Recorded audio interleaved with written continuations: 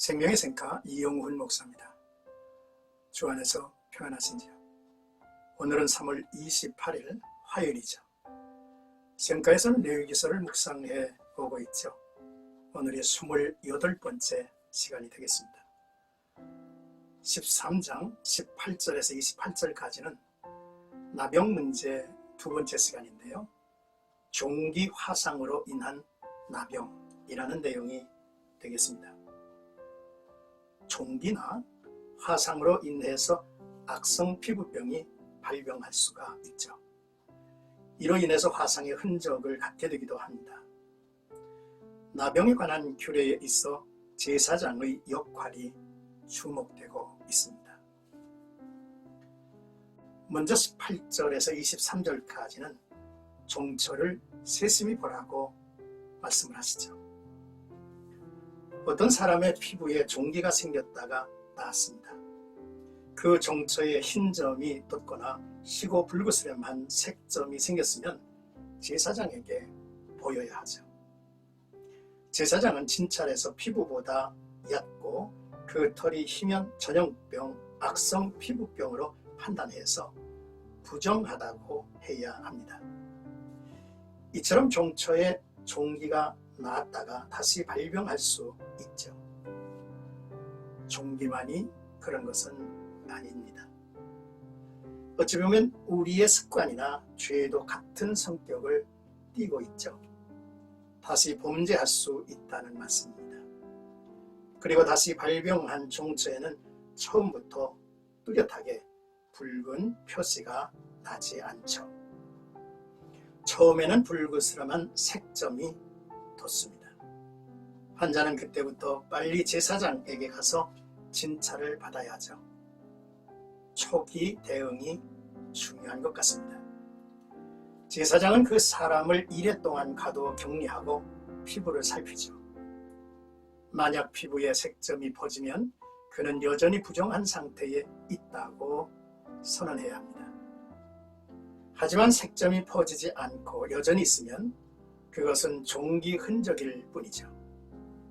제사장은 그 사람을 정하다고 선언해야 합니다. 피부병은 나았지만 흔적은 여전히 남아 있는 것이죠. 성경을 보면 죄의 흔적도 남는 것 같습니다. 의의 흔적도 남죠. 바울의 간증처럼 자신의 몸에 예수 그리스도의 흔적을 지니고 있다라고 하는 고백을 우리가 들을 수 있죠.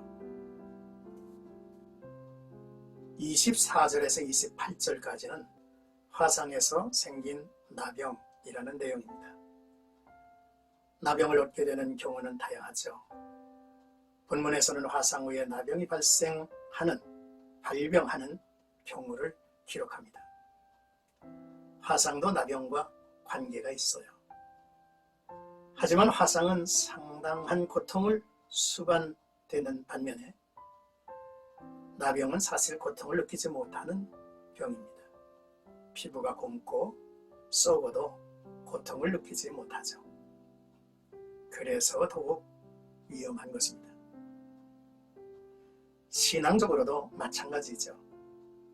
이스라엘 공동체 안에서 이처럼 고통을 느끼지 못하는 나병과 같은 죄가 발생한다는 것은 상당한 영적 위기입니다.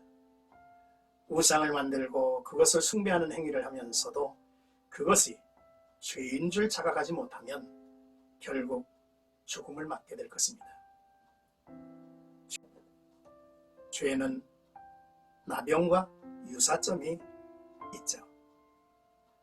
화상을 입은 사람이 피부에 이상이 있어서 제사장을 찾아오면 제사장은 화상 자리의 피부를 살펴보죠. 한 부에 털이 희고 그 자리가 피부보다 우묵하면 화상에서 생긴 나병일 것입니다. 제사장은 그 사람을 부정하다고 선언해야 하죠. 하지만 한 부에 흰 털이 없고 피부보다 우묵하지 않으면 이래 동안 가두었다가 다시 그를 진찰합니다. 그때도 여전히 색점이 피부에 퍼지지 않으면 화상의 흔적으로 선언하게 되었습니다.